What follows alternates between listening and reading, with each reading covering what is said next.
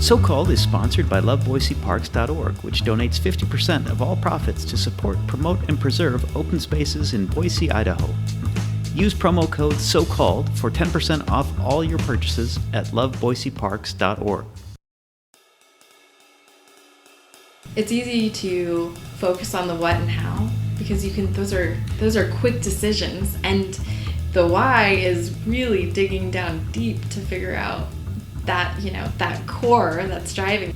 You really have to, I think, kind of confront your own fears by articulating your why. I mean, it's sometimes the whole action of putting it into words. When you say something, it makes it more real. This is Mark Wojcik, and I'm wondering, how's your so-called career?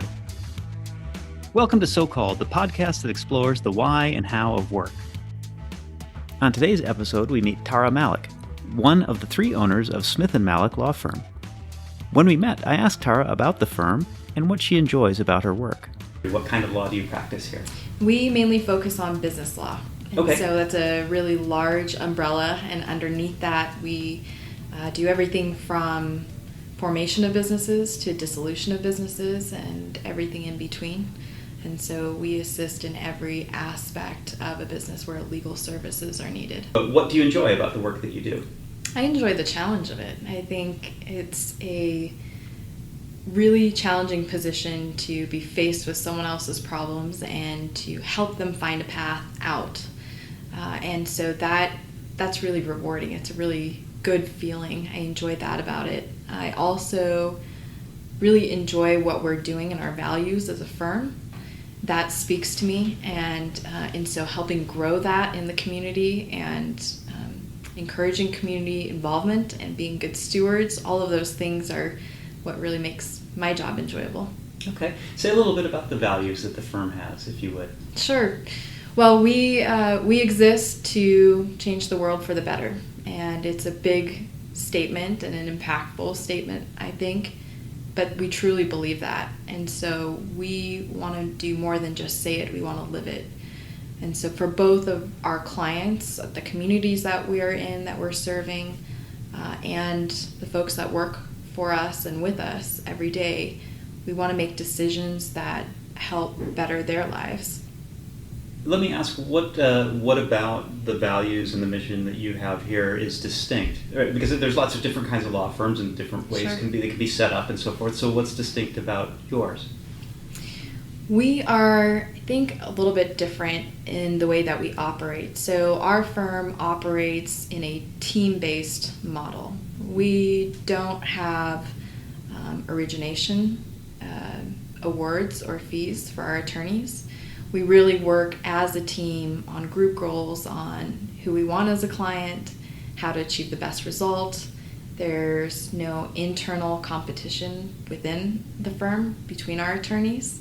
We really encourage people to take on leadership roles with clients, develop them, get into the C-suite, talk to those folks. You don't have to do the piece of the project. You can take the whole project and have a team that'll back you up if you need the help. And so I think that makes us really unique. And we also are majority female as a law firm. And Okay. So we're about 80% female as far as attorneys go, and a little bit higher than that when you add in staff. Okay. And so we really encourage, especially the women in our organization, to get out there and take on these leadership roles that traditionally maybe they would be cut out of. In our own experiences as owners, so myself, my husband, and then our other partner, Peter Smith, was that women remain marginalized in certain professions, and can be at a disadvantage in certain professions. So the legal profession is one of those examples. And so things that we offer within the firm is we offer work-life balance, so flexible work schedules, for instance. You know, we really trust our attorneys to be adults and make the decisions that are not only the best for them personally, but also the best thing for the client. So that may mean when you have a doctor's appointment for your child, you're going to work from home because it makes the most sense instead of driving 30 minutes into work. And so having that flexibility and saying, work from wherever you need to work to get what you need to get accomplished has worked really well for us. It's been really rewarding because what we've seen is it takes a level of anxiety and stress that would normally be there because someone's life doesn't fit in this perfect model of at your desk, in the office when you have life happening as well. And so I think that's an attractive offer that we make in our firm, and that has attracted a lot of females. Because you're offering that there would be, and because other firms don't necessarily do that there would be a tremendous pool of talent to draw from. Yes. That would otherwise be sidelined. Yeah, and that's exactly it. I mean, there are wonderful, talented, smart, bright individuals, both male and female, who are dealing with the reality of having a family, which is unexpected things happen and appointments occur. And I can't say that from personal experience. I don't have children, but I have nieces and nephews, and I can see what happens during the course of a day, and it won't go the way you always expect it to go. And if you don't have that flexibility to really pursue your career passionately, and for fear that there's going to be repercussions if you have to take some time to go and take care of something that's going on in your family life, that's really a problem, and it does keep people out of the market that should be in it. What do you find satisfying, or maybe I should say maybe most satisfying about the work that you do? That's a really good question, because the work that I do, I feel like, is very varied between, and I think you touched on this in one of your questions, the different types of work. So my legal work, and then the managerial, administrative type of work with the firm. And I think what I find most rewarding on the legal side is being able to assist somebody over a hurdle so they can have a better tomorrow. They are on this path, they have a goal in mind, and there's an obstacle in their way. And if we can come in and help them through that obstacle that looks insurmountable at one point, and break it down and say, here are some options, here are some paths to get you around this obstacle so you can keep marching down towards your goals, that's really rewarding. Yeah. And to watch their business grow is really rewarding. I mean, we're in 3 communities, and we want to see those communities thrive, and we want to see entrepreneurs and businesses there, and helping them helps the community, because now they're there, they're a contributing member, things are going well for them, and that's a great feeling. Yeah. And as far as the administrative or managerial side of things, what I find most rewarding is being able to help and empower other people to achieve the best versions of themselves and to really achieve the goals that they have for their career and for their life. There's so much pleasure in seeing someone, light up because they've achieved that goal that they've had in mind, and now they feel like they had a teammate that helped them get there. They may not have had all the tools, and just to help guide that process and say, go do it. I mean, if maybe the future is with this firm, and maybe your future is to be on the bench, and be a judge somewhere. Whatever that is, let's help you get there, and let's find that path and get you to meet those goals. Are there things that you don't like as much about the work that you do, or that are harder for you to do, sort of to get excited about doing? Paperwork. Yeah, okay. Generally. Paperwork, I think, universally is detested, so I can't say that I'm someone who's unique in that. But I can't say, I think there are hardships and difficulties in being turned to as a problem solver, right? When you're the person who's solving the problems, there's, there are problems that you face and you go, how on earth are we going to fix this? How are we going to get out of this? And they're difficult and they're challenging, but I can't say that I dislike it. And so, the long hours sometimes when, you're getting ready for a trial, that can be really difficult, and you don't want to do that, or you don't prefer that, but at the end of the day it's so worth it, because you're spending this time trying to help someone get through this obstacle again and get to the other side. So There's always little things in jobs and careers, but Sure. Overall, I think when you keep your eye on what the goal is and why you're doing it, and really be in tune with why you're doing this and why you're on this career path, it makes things a lot easier. Is this the kind of work you thought you would be doing when you got started? I did. I had a very strange path, though. I was one of those weird kids that knew what I wanted to do when I was like in middle school. I mean, very early on, and it may have been the end of elementary school and middle school. And I just fixated on this idea of being an attorney and, standing up for people and arguing for them and all the fun things you think an attorney does. And we do all those fun things. And so, as I got older and explored this idea, I was like, no, this is actually something that I really, the passion hasn't gone away for it. It's evolved, but it hasn't gone away. Yeah. And I envisioned myself working in transactional work and business law and being at a private firm, certainly not my own private firm, but a private firm. And the route that got me there was very different from what I imagined. I started off doing civil work and decided I just needed trial experience. I felt at a disadvantage, and so I did something I never envisioned I would do, which was prosecuting. Okay. And jumped to that and absolutely loved it and found a passion for it and did it for a number of years at the state and federal levels. And it was really difficult to step away from that because it spoke to me, and I really enjoyed that mission of pursuing justice, whatever form justice took. And so, then coming back to the private realm, it's a different speed, it's a change of pace. It's so if I went back and told my younger self, this is your route, and then you're going to get here, I think I would just shock her. She'd say, well, why don't you just go A to Z and just go to the end point? I wouldn't trade the experience for the world, though. It was so important in my development. Who influenced your approach to work, and whether that's at the very beginning or along the way? I think I grew up in a household where both my parents were always hard workers, and that had an impression, and they had high expectations for me and for my brothers to work ethic and devotion to family and loyalty to family. And I think that certainly had a monumental impact on how I approach then and approach now life. Yeah.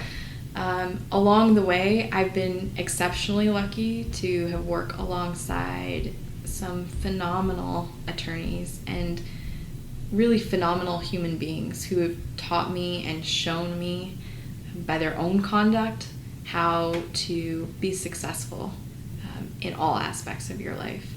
And I consider these folks mentors, and really what they've taught me is the value of keeping that passion and doing something that you are passionate about. What you're passionate about isn't always what you love to do every day. That's a hobby.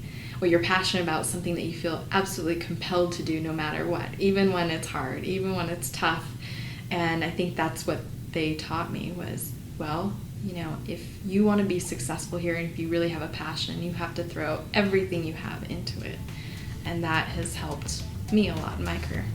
Looking ahead, so as you look ahead from where you are now, do you have a next big thing or next big things that you are seeking to do, whether work career-wise or beyond? I think personally and as a business, we're always seeking to grow and to learn. I don't think I'm done learning or growing on a personal level. I haven't gotten there yet, and I hope I never do get to the point where I think I'm done learning and growing. We want to continue to be a positive force in the communities that we're in. And so, the way that we feel we can do that is by giving these services to folks that need them, and helping entrepreneurs establish their businesses and get up and running and get out in the communities and make it a success. So we're going to continue doing that wherever we can. And, on a personal level, I think the big thing is learning from the folks that we have here and who we've brought on. And,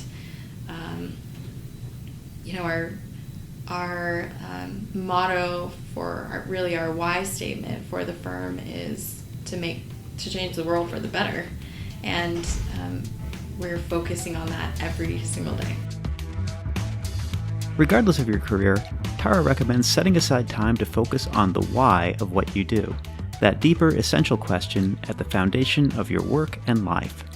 It's easy to focus on the what and how, because those are quick decisions, and the why is really digging down deep to figure out that core that's driving, and that's really hard when you've got so much activity at a different level. You're focusing on these quick things that are coming at you, and taking the time and blocking out the time to really focus on the why is difficult and essential. And you really have to, I think, kind of confront your own fears by articulating your why. I mean, it's sometimes the whole action of putting it into words, something like changing the world for the better is a big statement to make, and when you say something, it makes it more real. And if you don't say it, it's like, well, if I don't articulate it, then I will never fail the goal because I haven't articulated the goal, and it's getting over that as well. Yeah, so. Yeah, and you're really putting yourself out there at that point too. Yes, absolutely. Saying, that stake in the ground, right? And say, this is what I'm doing. And there's a lot of accountability that comes with putting your stake in your ground. People are going to let you know if you're falling short. Well, let me just ask, how important is that to your culture? Well, it's critical to our culture. I mean, really, it's everything that we do is mission driven, and it has to be driven by something. And, I like to joke that we, worship at the altar of Simon Sinek, or maybe that's just me. But I find, his books and his talks regarding the why really impactful. And I agree. If you don't know why you're doing something, you're taking almost this shotgun approach to life. You're making decisions. You're not quite sure if they're right or if they're not right, but having a clear focus on why it is that you exist and why you're doing these things, what motivates you, what is driving you, what your purpose is, makes a huge difference. Looking back, what advice would you give your younger self related to career? I would tell myself to push past the fear. I think that fear really inhibits us from making the choices that we want to make, and it can hold us back. And I think everyone struggles with it, and I don't think that necessarily ever goes away. But making decisions out of a place of fear will never turn into, your best self or your best decision. And we call it different things, risk averse or cautious or any number of words that are thrown about. But I really think it's fear. And if I could go back and tell my former self something, is don't have that fear. You can do anything. Just do it and take the risk. And you may fail, but that's okay because you're going to learn from that failure. And it's when you start making, or you're in the habit of making fear-based decisions, it's really hard to break that habit. So Called is sponsored by LoveBoiseParks.org, which donates 50% of all profits to support, promote, and preserve open spaces in Boise, Idaho. Use promo code SOCALLED for 10% off all your purchases at LoveBoiseParks.org. If you enjoyed today's episode, please let us know. subscribe, and leave us a review. So Called is available on Apple Podcasts, Google Play, and wherever you get your podcasts.